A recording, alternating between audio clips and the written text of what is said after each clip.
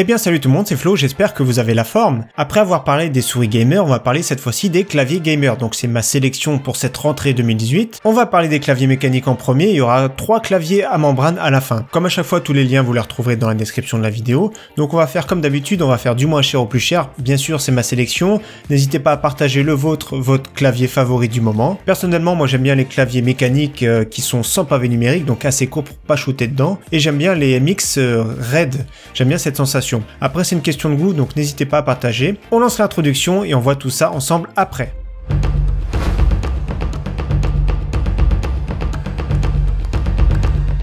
Alors on attaque les claviers mécaniques. Le moins cher, celui que je vais conseiller, c'est un Empire Gaming. Donc c'est un no-name, on va dire, c'est un clavier chinois, mais pour le prix, vous allez voir 36€, c'est vraiment pas mal. Déjà on a des switches qui sont brand. Les brand, ce sont des switches qui sont pas linéaires, mais qui sont tactiles, c'est-à-dire qu'il y a une pression qui est différente. Ce sont des switches qui sont vraiment très polyvalents, très bien pour du traitement de texte ou aussi pour le jeu.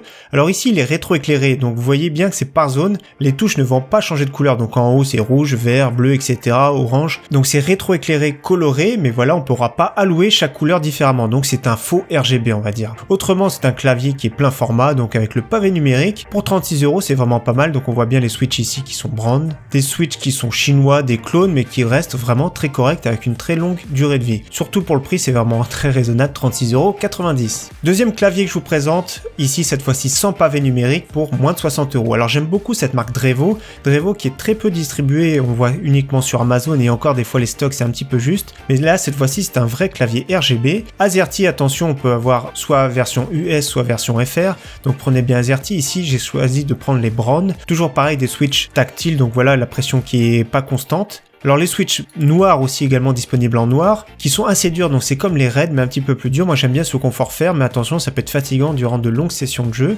Autrement le RAID n'est pas en stock en ce moment et les bleus non plus. Donc j'aime beaucoup ce petit clavier, comme je vous ai dit, il n'a pas de pavé numérique, c'est pour ça que je l'aime bien. Il est compact, super bien fini, donc c'est vraiment un clavier que je recommande. C'est vrai que des fois pour 30€ sur Amazon ou même sur Cdiscount, on trouve des claviers de ce style là sans pavé numérique. Il n'y a pas de rétroéclairage et souvent c'est des switches bleus avec le petit retour sonore. Ici pour 60€, on a vraiment de la qualité et de l'efficacité je trouve. Troisième clavier mécanique avec le Cooler Master, le tout récent CK550. Donc c'est des switches Gateron RAID, donc c'est des équivalents au switch MX, la même sensation, donc c'est des switches qui sont linéaires, très bien pour du FPS, donc 70€, il est très bien fini. Plaque en aluminium avec full RGB, il est vraiment très bien.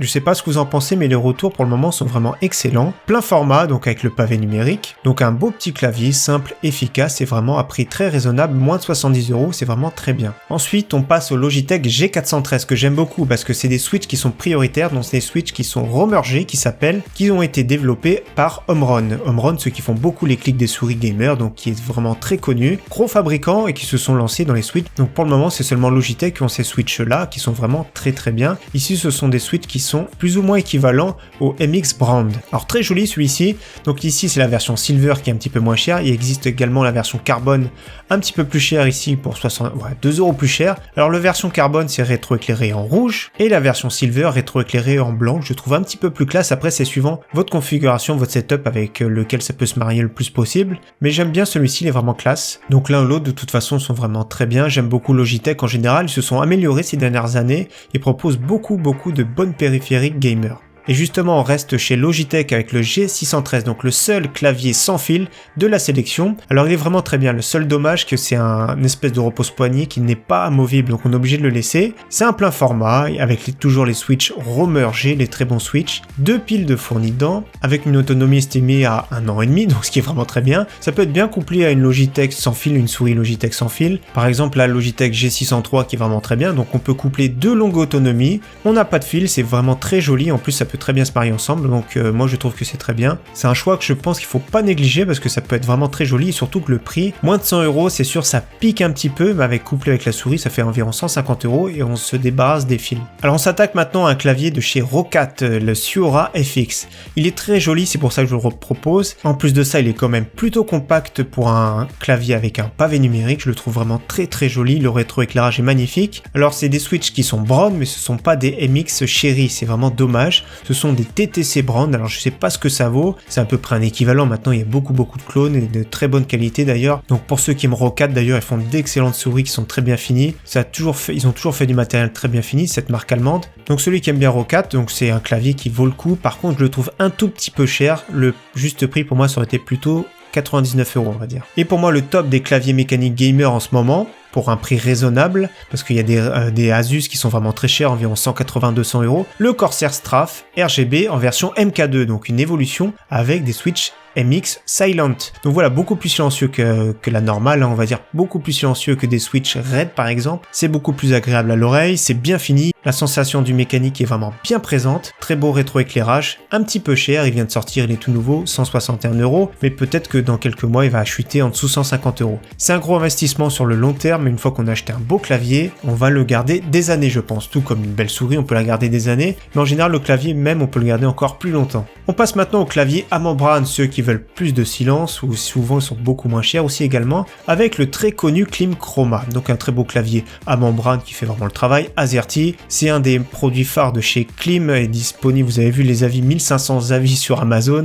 avec une note de 4,5 sur 5. Voilà, c'est sobre, c'est environ une trentaine d'euros, de temps en temps il y a des promotions. Pour moi, celui qui a un petit budget, qui veut un clavier qui soit assez joli, avec un beau rétroéclairage, c'est celui-ci qu'il vous faudra. Autre très bon clavier à membrane, c'est le Corsair K55. Toujours pareil RGB avec des touches multimédia, très bien fini, avec des macros en plus sur le côté, le repose-poignet en plus de ça qui est détachable, donc ça c'est vraiment cool. Donc un beau petit clavier. Moi, comme je l'ai dit tout à l'heure, j'aime pas le pavé numérique, j'ai tendance à shooter dedans, c'est ça qui est vraiment dommage, mais ça reste un excellent clavier qui est vraiment raisonnable pour environ 50 €. Alors son concurrent chez Logitech, c'est le G213. Dommage, celui-ci, le repose-poignet n'est pas amovible, donc on va être obligé de l'avoir. Il ressemble plus ou moins au G613 qu'on a vu tout à l'heure sans fil, sauf qu'ici il est RGB, il est à membrane, il y a les touches multimédia et tout, donc c'est un concurrent suivant. Il y en a qui aiment bien marier, hein, que ce soit clavier souris de la même marque, donc voilà, faut en profiter. Il y avait aussi, j'avais relevé le SteelSeries Apex 150, mais il était un petit peu plus cher et le RGB était vraiment que par zone. Donc le Corsair ou le Logitech, tous les deux sont vraiment très bien, efficaces et vraiment plus silencieux qu'un mécanique. Donc voilà, j'espère vraiment que cette sélection vous aura plu. N'hésitez pas à partager dans les commentaires votre clavier préféré. En tout cas, encore une fois, merci à tous, à très bientôt, ciao bye.